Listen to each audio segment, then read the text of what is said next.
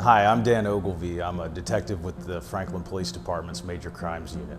It's really unfortunate that people have to worry about whether their card information is going to go to a company or to a criminal.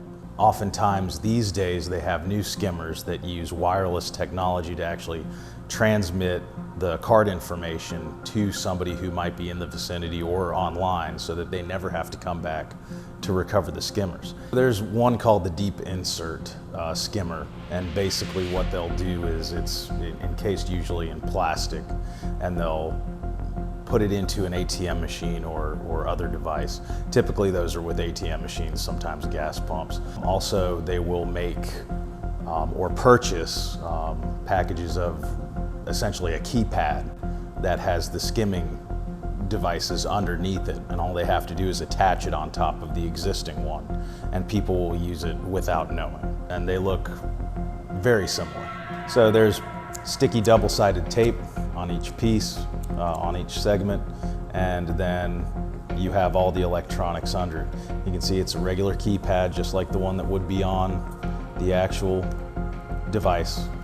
And then the slot here is where you put in the card, and that's where you might notice the gap between the actual device and this fake one. It consists of a battery and then also a microchip, which is what takes the information. And oftentimes these, in particular this one, has a wireless antenna that transmits the data, so they don't actually have to come back and recover this device to get your card information. If you use the chip, that prevents that bad actor from getting your information. The chip's much more secure.